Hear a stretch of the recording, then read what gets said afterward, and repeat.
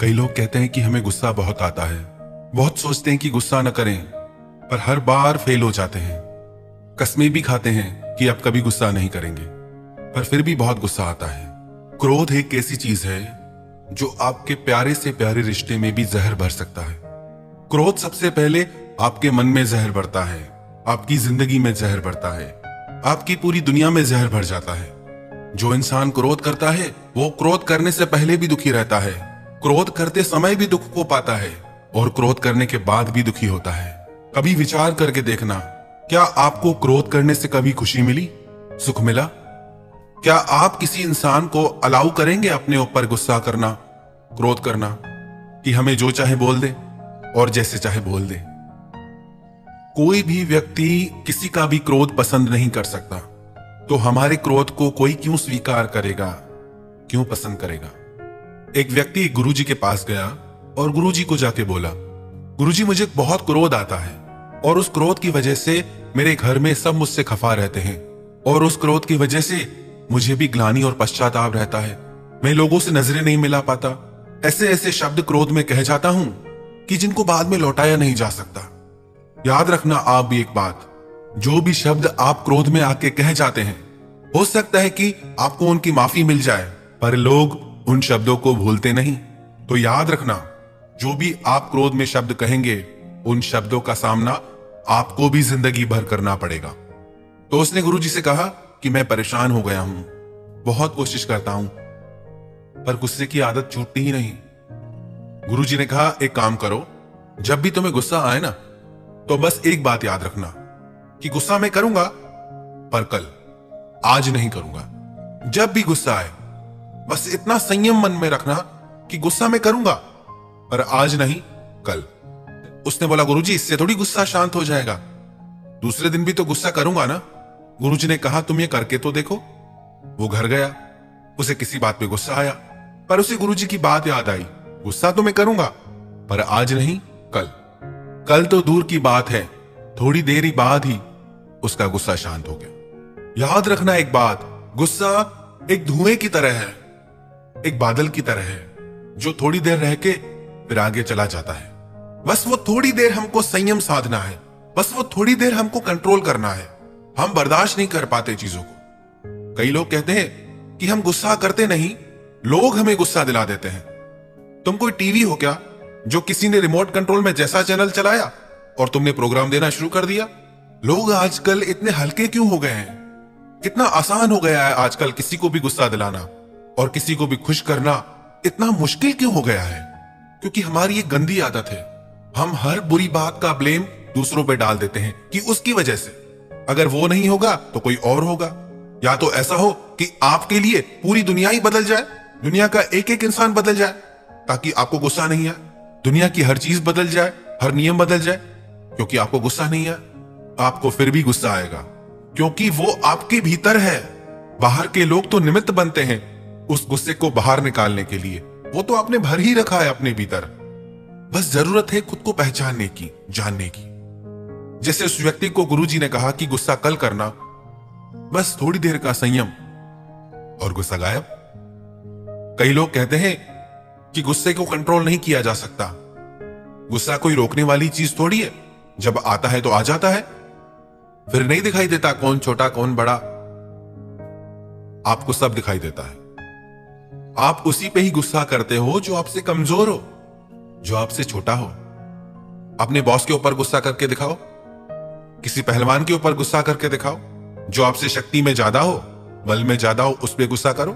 गुस्सा हम कमजोर पे ही करते हैं। जो व्यक्ति हमसे बल में बड़ा है, पद में बड़ा है, शक्ति में बड़ा है, वो चाहे कैसा भी गलत चले हमारे साथ, वहां गुस्सा नहीं आता हमें, क्योंकि पता है कि यहां हमें नुकसान हो जाएगा। इसका मतलब गुस्सा भी हम चॉइस से करते हैं कि किस पे करना है, किस पे नहीं करना है। तो याद रखें एक बात कि गुस्सा आपकी चॉइस है।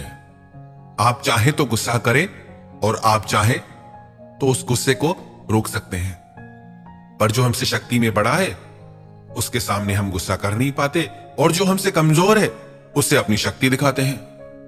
कुछ बातें तो हमने ऐसी भी सुनी है कि गुस्से में आके कई लोग हिंसा भी करते हैं। कई पति लोग अपनी पत्नियों पे हाथ उठाते हैं। कितनी गलत बात है। जो व्यक्ति अपने ही परिवार के सदस्यों पे हिंसा करे उसे मनुष्य कैसे कहा जाएगा।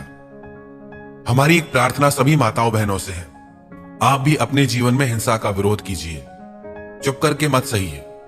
जब आपके साथ पहली बार ऐसा हो तभी रोक दीजिए, इससे आदत मत बनने दीजिए। अपनी शक्ति आप खुद बनिए। ऐसी बहुत बातें सुनते हैं, बहुत माताओं बहनों पे अत्याचार भी होता है। इस इंतजार में मत बैठे रहिए कि कोई आएगा आपकी रक्षा के लिए। सबसे पहले आप खुद की रक्षा खुद करना सीखिए। पहली बार में ही विरोध कीजिए, रोकिए कि नहीं, ये चीज हम नहीं सहेंगे, हम हिंसा नहीं सह सकते। कुछ कुछ तो ऐसे भी किस्से सुने हैं, इतना दर्द है उनमें जिन्हें बयां भी नहीं किया जा सकता। कैसे लोग इतने निर्दयी हो सकते हैं। तो आप इस चीज का विरोध कीजिए, इसे सही मत। क्रोध एक ऐसी अग्नि है जो सिर्फ क्रोध करने वाले को नहीं, उसकी पूरी दुनिया को जला डालती है, उसके पूरे परिवार को जला डालती है। क्रोधी इंसान के साथ रहना साक्षात नरक में रहने के समान है। एक घर में एक सास अपनी बहू पे बहुत क्रोध करती थी, बहुत गुस्सा करती थी। बहू बेचारी चुप करके सब सहती थी, पर वो बहुत परेशान और दुखी रहने लगी। सोचने लगी, आखिर कब तक सहूंगी मैं, कब इन बातों का अंत होगा। एक दिन उसके शहर में एक महात्मा आए। उसने महात्मा को सारी बात बताई। महात्मा ने कहा कि जब तुम्हारी सास तुम पे गुस्सा करे ना, तो तुम उसकी वो आवाज रिकॉर्ड कर लेना, और जब भी वो दूसरी बार गुस्सा करने लगे, क्रोध करने लगे, तो उसकी वो रिकॉर्डिंग उसके सामने चला देना। वो बोली ठीक है। उसने वैसा ही किया। उसकी सास ने जैसे ही गुस्सा किया, उसने सारी रिकॉर्डिंग कर ली। दूसरी बार जैसे ही उसकी सास गुस्सा करने लगी, उसने वो रिकॉर्डिंग चला दी। उस आवाज को सुनकर उसकी सास को बहुत अजीब लगा। उसने अपनी बहू से पूछा, ये कौन है, इतनी गंदी आवाज, इतने गंदे गंदे शब्द कौन बोल रहा है, किसकी आवाज है, इतने गंदे शब्द हैं, मेरे कानों में चुभ रहे हैं, कौन है ये, मुझे क्यों सुना रही है ये। उसकी बहू ने बोला कि ये आपकी आवाज है और ये सारे शब्द भी आपके हैं। जब उसकी सास ने वो पूरी रिकॉर्डिंग सुनी, उसे बड़ा अफसोस हुआ कि इतनी गंदी आवाज, इतने बुरे शब्द मेरे मुंह से निकलते हैं। उस दिन उसे अपनी गलती का एहसास हुआ। रिश्ता चाहे कोई भी हो, सास बहू का, पति पत्नी का, पर जहां क्रोध आ जाता है वहां खटास आ जाती है, वहां लोग खुश नहीं रह पाते। कई लोग कहते हैं फिर तो हम किसी को कुछ कहें ही नहीं, जिसको जैसे मर्जी करने दे, बच्चों को भी कहना छोड़ दे। नहीं, परमात्मा ने आपको विवेक दिया है। बातों को समझें कि कौन सी बात किस विषय में की जा रही है। ये बात खास करके उन लोगों के लिए है जिनके जीवन में क्रोध की वजह से जहर भर गया है। यदि आपके बच्चे गलत रास्ते पे जाते हैं तो आपका फर्ज है उन्हें समझाना। किसी की भलाई के लिए थोड़ा ऊपर से गुस्सा दिखाने में कोई बुराई नहीं है। गुस्सा और क्रोध ये दोनों अलग चीजें हैं। आपने गुस्सा किया, उस टाइम बात बोली, वहीं बात पूरी हो गई। क्रोध एक ऐसी अग्नि है, आप पहले भी जलते हैं, क्रोध करते टाइम भी चलते हैं और बाद में भी जलते रहते हैं। वही बातें आपके मन में चलती रहती हैं, तो उन बातों को सुधारना है। यदि आपको अपने लिए, अपने परिवार की भलाई के लिए कभी थोड़ा बहुत गुस्सा करना पड़ा, बोलना पड़ा, तो कोई बात नहीं, बात बोल दी, बात खत्म। पर उन बातों को दिल में बिठा के मत रखिए, उसको क्रोध की अग्नि मत बनाइए। बातें बोल के आगे बढ़ जाइए। ना आप किसी का क्रोध सह सकते हैं, न कोई आपका क्रोध सहना पसंद करेगा। तो क्यों आपने इस जहर को अपनी जिंदगी में पाल रखा है? और जितना इस बीमारी को पालेंगे ये उतना बढ़ती जाएगी। फिर आप खुद का भी दिल दुखाएंगे, अपने परिवार वालों का भी दिल दुखाएंगे, खुद की नजरों से भी गिर जाएंगे और सबकी नजरों से भी गिर जाएंगे। तो छोड़िए इस बीमारी को। जब भी गुस्सा आए ना, तो याद रखना ये बात कि आज नहीं कल करेंगे।